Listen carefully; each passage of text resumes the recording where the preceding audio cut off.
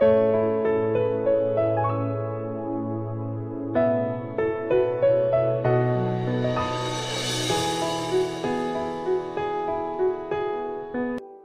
ഇൻഫോയുടെ പുതിയൊരു അധ്യായത്തിലേക്ക് ഏവർക്കും സ്വാഗതം. ഇന്ന് നമ്മൾ ഡിസ്കസ് ചെയ്യാൻ പോകുന്ന ടോപ്പിക്ക് ലെഡ്ജർ അക്കൗണ്ട്സിനെ പറ്റിയിട്ടാണ്. നമ്മൾ ജേണൽ എൻട്രീസിൽ റെക്കോർഡ് ചെയ്തിട്ടുള്ള ട്രാൻസാക്ഷൻസ് ഓരോന്നും അവയുടെ സ്വഭാവത്തിനനുസരിച്ച് തരംതിരിച്ച് പുതിയ അക്കൗണ്ട്സുകളായിട്ട് പ്രിപ്പയർ ചെയ്യുന്നു. റിയൽ അക്കൗണ്ടും നോമിനൽ അക്കൗണ്ടും പേഴ്സണൽ അക്കൗണ്ട്സും എല്ലാം ഉൾപ്പെടുന്ന ഈ ബുക്കിന് നമ്മൾ പറയുന്ന പേരാണ് ലെഡ്ജർ. അക്കൗണ്ടൻസി ടേമിൽ പ്രിൻസിപ്പൽ ബുക്ക് ഓഫ് അക്കൗണ്ട്സ് എന്നാണ് ലെഡ്ജർ അക്കൗണ്ടിനെ നമ്മൾ വിളിക്കുന്നത്. ലെഡ്ജർ അക്കൗണ്ട്സ് പ്രിപ്പയർ ചെയ്യുന്നതിന് ഒരു പർട്ടിക്കുലർ സ്പെസിമൻ അല്ലെങ്കിൽ പർട്ടിക്കുലർ ഫോമാറ്റ് ഉണ്ട്. ആ സ്പെസിമൻ അല്ലെങ്കിൽ ആ ഫോമാറ്റിനെ ബേസ് ചെയ്തുകൊണ്ടാണ് നമ്മൾ ലെഡ്ജർ അക്കൗണ്ട്സ് എപ്പോഴും പ്രിപ്പയർ ചെയ്യുന്നത്.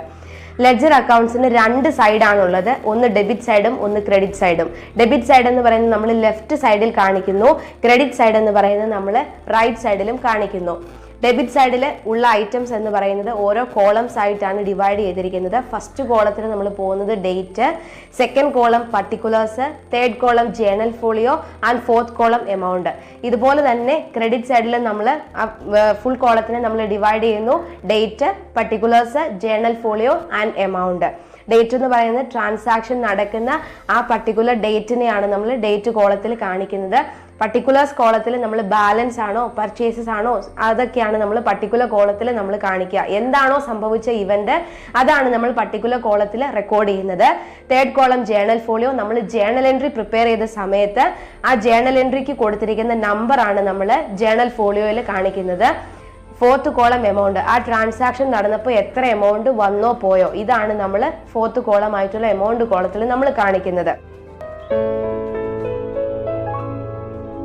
ജേണൽ എൻട്രീസിൽ നമ്മൾ ട്രാൻസാക്ഷൻ എഴുതി വെച്ചിരിക്കുന്ന ആ ഓരോ ട്രാൻസാക്ഷനെയും ലെഡ്ജർ അക്കൗണ്ട്സിലേക്ക് ട്രാൻസ്ഫർ ചെയ്യുന്ന ആ പ്രോസസ്സിനെയാണ് നമ്മൾ പോസ്റ്റിംഗ് എന്ന് പറയുന്നത്.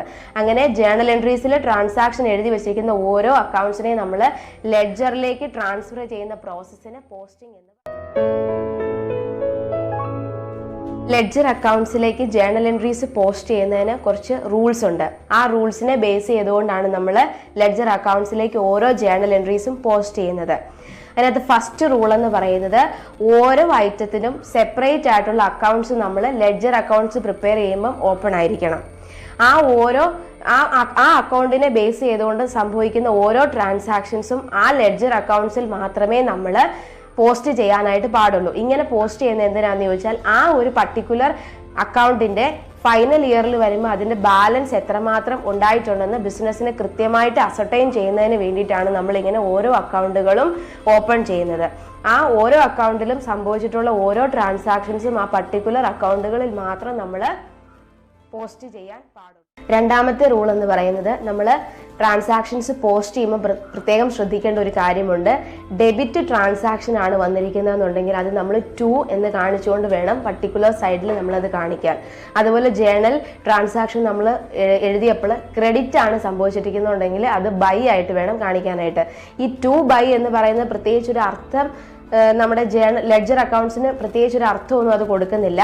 അത് ശരിക്കും നമ്മൾ അത് അങ്ങനെ പോസ്റ്റ് ചെയ്യുന്നത് ശരിക്കും ആ ട്രാൻസാക്ഷൻ ഡെബിറ്റ് ആണോ ക്രെഡിറ്റ് ആണോ സംഭവിച്ചിരിക്കുന്നത് നമ്മൾ അസർട്ടൈൻ ചെയ്യുന്നതിനും ഫൈനൽ നമ്മൾ ബാലൻസ് എടുക്കുമ്പോൾ നമ്മൾ ബാലൻസ് അങ്ങോട്ട് കൊടുക്കാനാണോ അതെയോ നമ്മുടെ ബിസിനസ്സിന് ഇങ്ങോട്ട് വരാനാണോ ഉള്ളതെന്ന് കൃത്യമായിട്ട് കണ്ടുപിടിക്കുന്നതിന് വേണ്ടിയിട്ടാണ് നമ്മൾ 2ഉം ബൈയും പോസ്റ്റ് ചെയ്യുന്നതിന് വേണ്ടിയിട്ട് ഉപയോഗിക്കുന്നത്.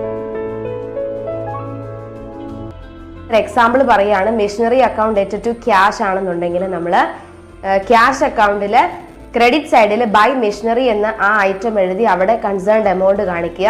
അതുപോലെ മെഷീനറി അക്കൗണ്ടിൽ നമ്മൾ 2 ക്യാഷ് എന്ന് എഴുതിയിട്ട് അവിടെ ആ എമൗണ്ട് കോളത്തിൽ കൺസേൺഡ് എമൗണ്ട് നമ്മൾ കാണിക്കണം. അങ്ങനെയാണ് നമ്മൾ ജേണൽ എൻട്രീസ് എന്ന് പറയുന്ന ആ ഒരു പർട്ടിക്കുലർ പോർഷനെ നമ്മൾ ലെഡ്ജറിലേക്ക് കൺവേർട്ട് ചെയ്യുന്നത്.